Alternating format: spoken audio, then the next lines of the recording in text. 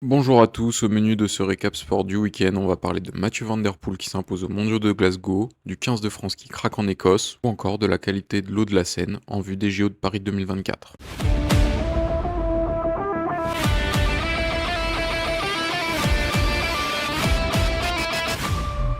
On commence avec Mathieu Van Der Poel qui s'impose sur la course en ligne des mondiaux de Glasgow. Le néerlandais a attendu les 20 derniers kilomètres pour faire la différence au sein d'un groupe royal constitué de Wout van Aert, Tadej Pogacar et Mats Pedersen. Van Der Poel s'est fait une grosse frayeur en chutant dans le final, mais a pu repartir et finalement l'emporter. Petit-fils de Raymond Poulidor ajoute une nouvelle ligne de prestige à son palmarès avec ce maillot arc-en-ciel. Son année 2023 est exceptionnelle avec notamment des victoires sur Milan-San Remo, Paris-Roubaix et les championnats du monde. Les Français ont eu du mal à exister durant cette course au rythme infernal. La meilleure carte française, Christophe Laporte, a subi des ennuis mécaniques durant la course. Le meilleur français, Valentin Madouas, termine lui 15e. La course a été marquée par une neutralisation de près de 1 heure en début de course suite à une intrusion d'activistes climatiques sur le parcours. Les Français ont plutôt déçu en piste à l'image de Mathilde Gros ou Marie-Divine Kouamé ou en VTT de descente avec Loïc Bruni seulement 4e. Mais Benjamin Thomas en omnium et Valentine Fortin en élimination ramènent 2 médailles d'argent. Par équipe, 2 médailles de bronze sont également à signaler avec le sprint homme et la poursuite femme. Point positif, la victoire de Julie Bégaud, championne du monde sur route en catégorie junior. Les mondiaux d'escalade ont plutôt bien débuté pour l'équipe de France à Berne. Les tricolores ont réalisé un doublé sur l'épreuve de bloc homme par l'intermédiaire de Michael Mawem qui obtient son premier sacre à 34 ans et Mejdi Schalk termine lui deuxième. La relève est plus qu'assurée puisque Oriane Berton,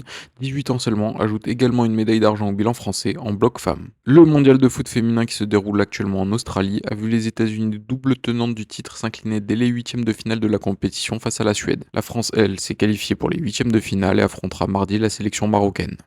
Samedi, le 15 de France affrontait l'Écosse à Murrayfield avec une équipe remaniée dans laquelle Fabien Galtier laissait sa chance aux jeunes joueurs. La France a réalisé une très bonne première période leur permettant de mener 21-3, mais les Écossais ont renversé la vapeur en seconde période et ce même réduit à 14 après l'expulsion de Zander Fagerson à 30 minutes du terme. Certains joueurs français ont quand même réussi à se mettre en évidence à l'image de Émilien Gaëton ou de Louis Bielbarré, alors que la liste définitive pour le mondial sera annoncée le 21 août. Les Bleus pourront prendre leur revanche à Saint-Étienne ce samedi face à ces mêmes Écossais.